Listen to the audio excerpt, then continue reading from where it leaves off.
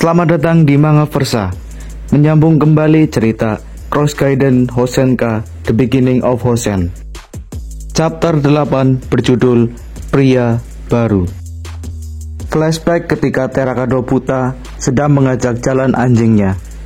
Tampangnya menakuti para gadis yang sedang jalan. Buta bertanya, apakah mukanya semenakutkan itu hingga membuat mereka lari. Susumu berpikir Buta benar-benar seperti monster yang mengancam. Buta mempertanyakan mengapa orang luar diperlakukan seperti akan melukai orang-orang. Tapi Susumu berpendapat Buta lebih seperti gorila yang lepas dari kandang. Buta mau melakukan hal bodoh karena Susumu. Wajar jika berakhir babak belur setelah duel mereka.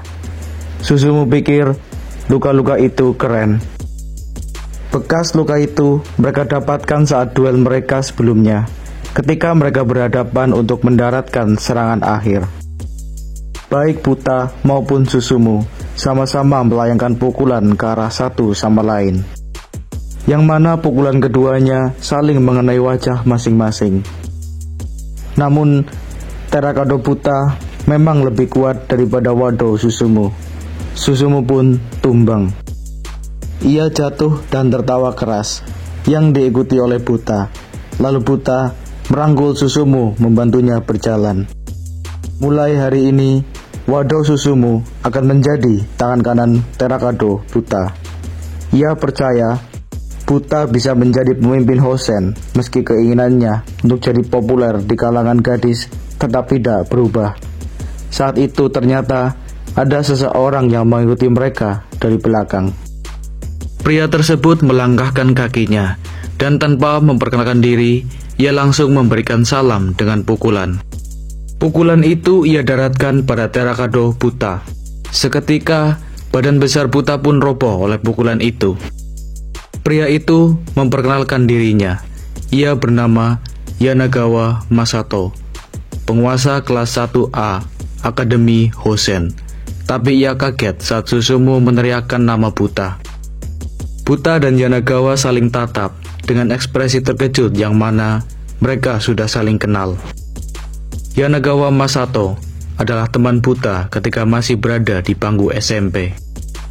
Buta, Hide, dan Yanagawa adalah trio sahabat yang telah bersenang-senang bersama sejak lama. Lalu Buta memberitahu Susumu kalau Yanagawa adalah salah satu pemimpin ketika di SMP dan merupakan petinggi dari aliansi Buta. Buta tak menyangka ternyata Yanagawa masuk ke Akademi Hosen. Meski dia bodoh, tapi dia adalah teman yang baik. Mereka pun tertawa bersama hingga saat Yanagawa menanyakan soal wanita. Seketika Buta menjadi kesal lalu menggulung lengan bajunya. Buta memberinya boga mentah sebagai jawaban dari pertanyaan Yanagawa sebelumnya. Ia juga menyinggung Yanagawa yang tumbang hanya dengan satu pukulan, hingga harus dibantu Buta dan Susumu berjalan. Mereka bertiga berangkat ke Hosen bersama. Diketahui Yanagawa Masato, atau biasa dipanggil Masa oleh Buta, merupakan pemimpin kelas 1A. Mereka berencana untuk mengambil alih satu persatu. Dimulai dari kelas itu, mereka akan memperkenalkan diri. Namun mereka terkejut ketika menjumpai kelas yang mereka datangi ternyata sudah diratakan seluruhnya. Kelas 1A yang berada di bawah Yanagawa sudah ditaklukkan. Lalu seseorang bawahan Masa meminta maaf padanya.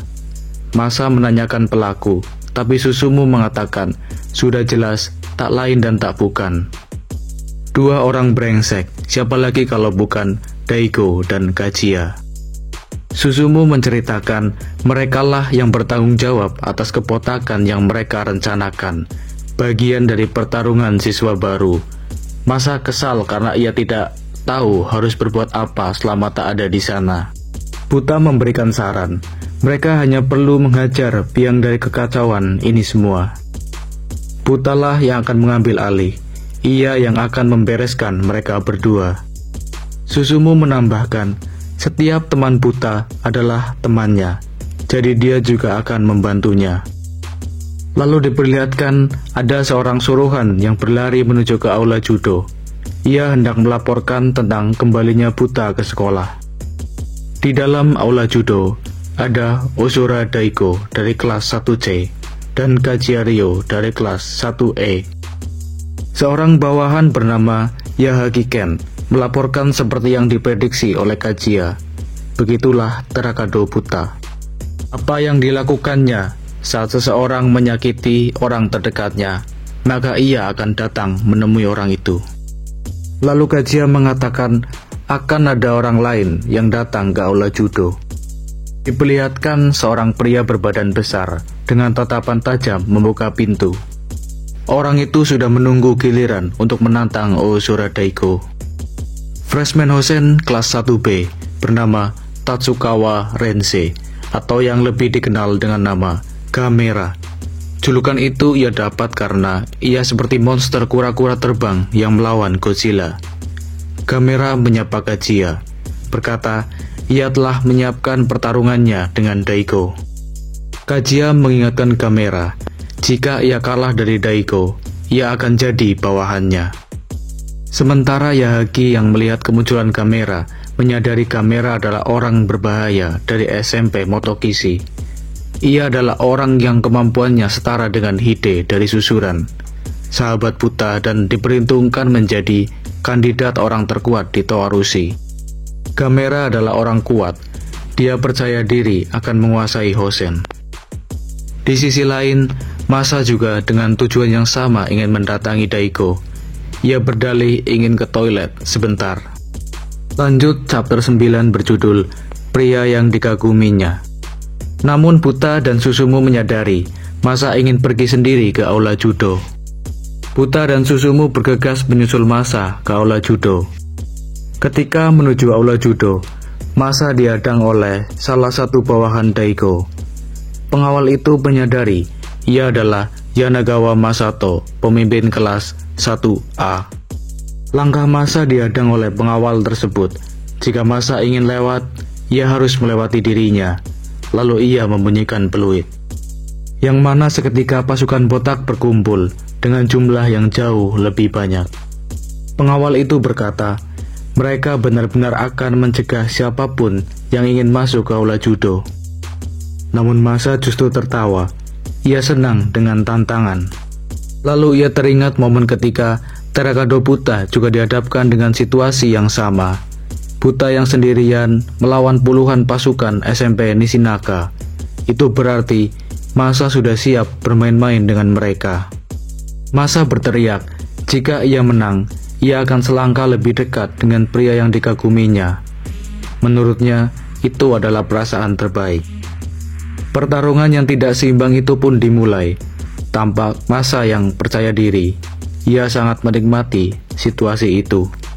Sementara di dalam aula judo, Gamera dan Daiko tengah mengadu kekuatan. Keduanya saling memberikan pukulan. Sampai Daiko memberikan uppercut ke dagu Gamera, tapi tak memberikan efek apa-apa. Gamera menilai pukulan Daiko terlalu lemah. Lalu ia membanting Daiko. Sudah lebih dari 30 menit mereka beradu pukulan, namun tak ada yang mau menyerah. Jika diteruskan, mungkin salah satu di antara mereka akan mati. Lalu saat Gamera ingin mengakhiri pertarungan dengan melayangkan pukulan ke wajah Daiko, ternyata pukulan itu tak memberikan efek apapun, dan malah Daiko mencengkeram baju Gamera, mengangkatnya, lalu balik membantingnya ke tanah. Dia membalikkan serangan Gamera. Ozora Daiko, dia telah bertambah kuat. Daiko memandang Gamera yang terbaring. Ia menang, yang disambut dengan tawa oleh Gamera. Tak puas sampai di situ, seolah ia tak kehabisan nafas. Daiko bertanya, siapakah selanjutnya? Kajiya berkata, selanjutnya adalah Terakado Buta. Kajiya berpikir, Terakado sudah menunggu di balik pintu. Itu karena ia mengira peluit dibunyikan sebelumnya. Kelas A sudah dihancurkan. Begitu juga dengan Wado Susumu. Yang tersisa hanyalah Terakado Buta. Kajiya melanjutkan, di satu sisi Daiko mendapatkan kondisi yang lebih buruk dari yang diperkirakan. Dan seperti yang dibicarakan sebelumnya, Gamera akan menjadi eksekutif dalam pasukan yang dibangun Daiko. Kajiya tak menyangka rencana yang mereka bangun tak semulus yang diharapkan. Awalnya mereka ingin menargetkan Buta. Melihat kondisinya, lebih baik menundanya sampai besok. Kajiya mengingatkan, ia tak bisa lagi kalah melawan Buta, meski Daiko tak keberatan jika melakukannya sekarang. Kajiya menegaskan, kegagalan bukanlah pilihan. Jika sang raja kalah, maka semuanya berakhir. Demi ambisinya, ia tak boleh sampai kalah. Di tengah perdebatan mereka, terdengar seseorang membuka pintu. Ia adalah Masa Yanagawa Masato. Mereka sedikit terkejut, yang datang adalah Masa. Ia datang untuk membalas demi kelasnya, kelas A. Kajiya dalam hatinya memperhitungkan Masa yang berhasil menghabisi seluruh kelas C sendirian. Namun, bukan Kajiya namanya kalau tidak licik. Ia sudah mempersiapkan semuanya dengan memanggil lebih banyak pasukan untuk menghadang kontestan yang masuk ke aula judo. Permainan Kajiya belum selesai. Masa terdesak, jumlah mereka yang tak sebanding membuatnya kewalahan. Ia menyadari pada akhirnya ia tak berguna. Pada akhirnya dia tak mampu membalaskan dendam teman-temannya. Sampai-sampai dia hampir menerima pukulan dengan pipa besi. Namun Buta datang di waktu yang tepat. Ia tak akan membiarkan pria itu memukul Masa, temannya. Pria itu tersungkur.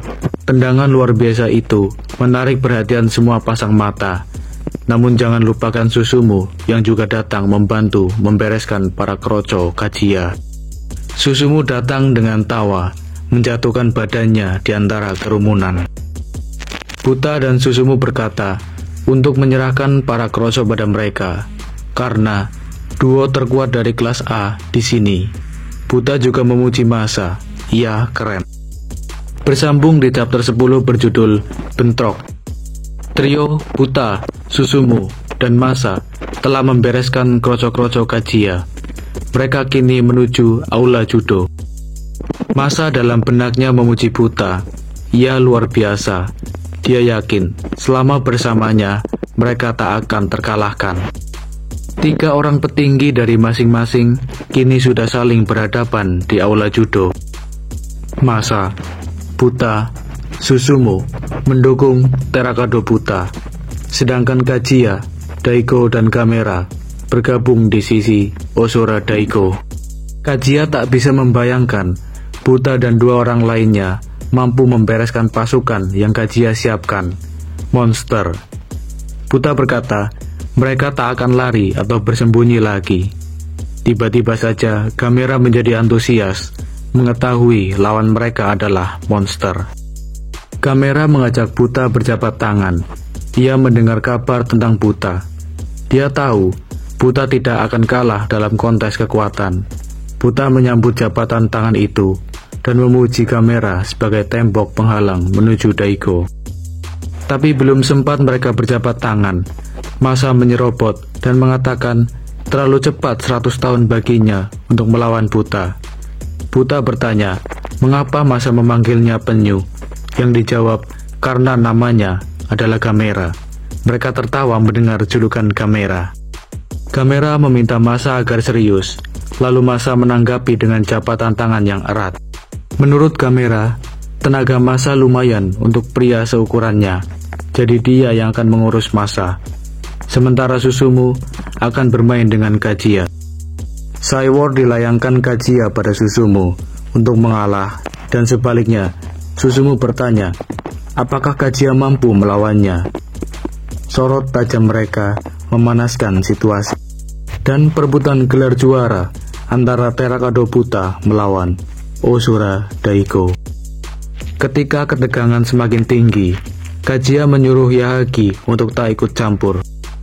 Gamera, Kajiya, dan Susumu Masa keluar membiarkan finalis duel di aula judo.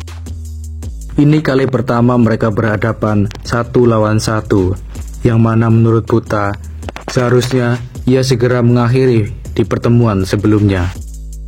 Jika Buta tak melakukannya, maka semuanya tak akan sekacau ini. Maka ia akan serius membersihkan sampah saat ini. Scene beralih di atap sekolah, di mana Gamera dan Masa saling berhadapan. Sebelum duel mereka, Gamera meminta waktu untuk menyalakan rokok. Setelah pertarungan melawan Daigo, dia ingin menarik nafas. Lalu ia pun menawari Masa rokok. Masa juga mengeluarkan rokok dari sakunya, tapi ia lupa di mana koreknya. Lalu Gamera memberikan korek. Karena Gamera berpikir itu adalah terakhir kali bagi Masa untuk menikmati rokok sebelum Gamera mengirimnya ke rumah sakit.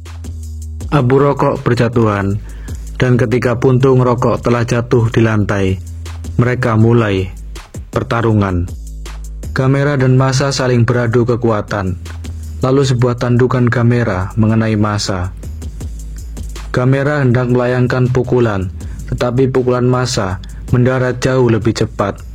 Meski Gamera mampu mempertahankan keseimbangan dirinya. Gamera menilai keputusannya memilih Masa adalah keputusan tepat. Ia adalah lawan yang pantas baginya. Di tempat lain, Kajia membawa Susumu ke lorong kelas. Susumu bertanya, apakah Kajia yakin dengan kemampuannya? Sedangkan Susumu, Buta, dan Masa sudah melumpuhkan seluruh pasukan Kajia. Dan bahkan Kajia membawa Susumu ke tempat di mana tak ada jalan untuk kabur. Ia mengira Kajia menerima takdirnya. Namun Kajia berkata, malah sebaliknya, Susumu yang sedang terpojok. Karena Yagi tiba-tiba datang dengan tongkat di tangan dan akan memukulnya, Susumu menyadari ia kesal karena Yagi mengikuti mereka. Kini ia mengerti sekarang. Susumu memukul keras Yagi. Ia menilai rencana Kajia terlalu mudah dibaca. Yagi yang menerima serangan kuat Susumu terlempar hingga membentur kaca jendela hingga pecah. Kajia kini mulai serius. Ini adalah akhir dari perseteruan antara Kajia dan Susumu. Di waktu yang bersamaan, Buta dan Daigo saling mendaratkan pukulan ke wajah. Terlihat di sini pertarungan berjalan alot. Tatapan tajam keduanya mengatakan demikian. Masing-masing mereka sangat fokus. Jual beli serangan antara keduanya. Pukulan Daigo dihindari Buta. Lalu kembali mereka beradu ketahanan pukulan tepat ke wajah keduanya. Keduanya terjatuh, yang mana Daigo kini berkembang menjadi lebih kuat. Bentrokan para titan, dari yang tak dikenal menjadi paling dikenal, antara tim Buta dan pasukan Daigo dimulai. Dengan cepat berita tersebar ke seluruh penjuru kota, tanpa terkecuali dari pihak para gagak. Melalui Hide, ia mendapat kabar bentrokan yang terjadi di Hosen telah dimulai. Dan dengan siapa akhirnya mereka berselisih, jika bukan dengan Suzuran. Dan itulah alur manga Cross Gaiden Hosenka The Beginning of Hosen chapter 8 sampai chapter 10. Jangan lupa klik tombol subscribe, like, and comment. Dan kita ketemu di chapter berikutnya. Sampai jumpa.